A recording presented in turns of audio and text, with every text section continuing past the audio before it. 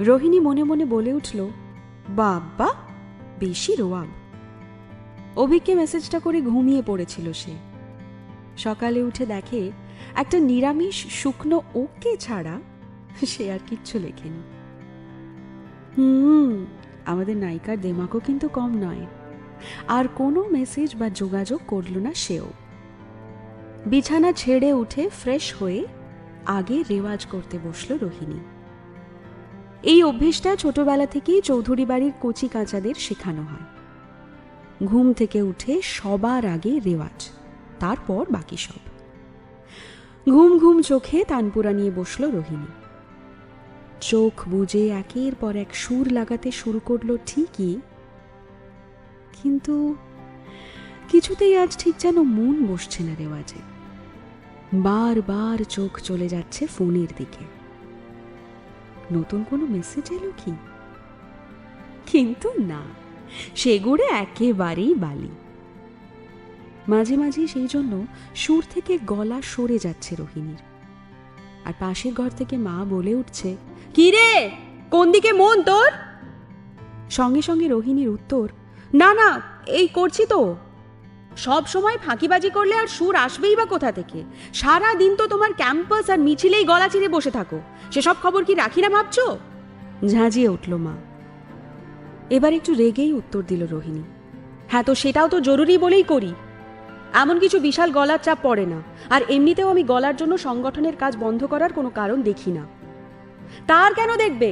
তার থেকে গান, পড়াশোনা লাটে তুলে দাও, সেটাই ভালো। সকাল সকাল মায়ের সঙ্গে ঝগড়া করার কোনো ইচ্ছে নেই রোহিণীর। তাই আর বেশি কথা না বাড়িয়ে তানপুরার ভলিউমটা একটু বাড়িয়ে দিল। একটু শান্ত হয়ে আবার রেওয়াজে মন দিল সে।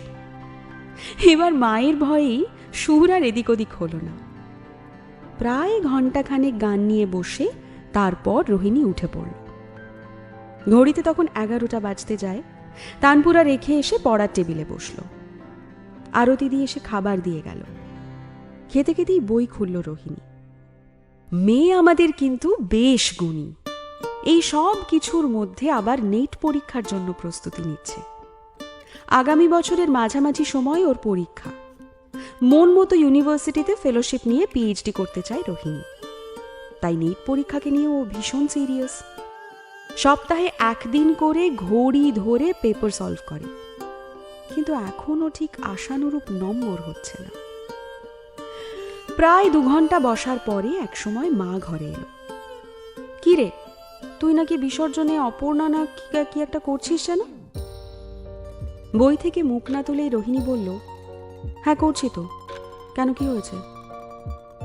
ভুরু কুঁচকে মা বলল, হ্যাঁ তো প্রস্তুতি বা কিছু নাও। উত্তরায় গিয়ে বাবার নাম ডুবিয়ে আসবে নাকি?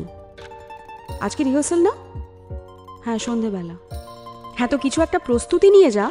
প্রথম কোনো প্রোডাকশনে কাজ করছিস, আগের দিন যা ইমপ্রেশন দিয়েছিস নিজের সেটা মনে আছে নিশ্চয়ই। এইবার বুঝতে পারল রোহিণী। আগের দিনের ওই লেট হওয়ার লজ্জাজনক ঘটনাটা বাড়ির সকলে জেনে গেছে। সেই জন্যেই সকাল থেকে এত কথা। এমনিতে কলেজে রাজনীতি করে বলে বাড়িতে 2-4 কথা শুনতেই হয়। তার উপর উত্তরা থেকে এই খবর এলে তো আগুনে ঘৃতাহুতি হবেই। এ তো একেবারেই স্বাভাবিক ব্যাপার।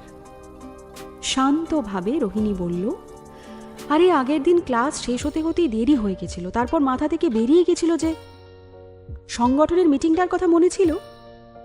কথার মাঝখানেই বলে উঠল মা, স্বাভাবিক, সেটা তো মনে থাকবেই। যাকে তুই কোনটাকে প্রায়োরিটাইজ করবি একেবারেই তোর ব্যাপার। বাড়িতে যেন এরকম ফোন আর না আসে, খুবই লজ্জা লাগে সেটায়। রোহিণীকে কোনো উত্তর দেওয়ার সময় না দিয়ে মা বেরিয়ে গেল। রোহিণী বিরক্ত হয়ে পড়ার টেবিলে এসে ফোনটা হাতে নিল। একটা ছোট্ট মেসেজ ঢুকেছে।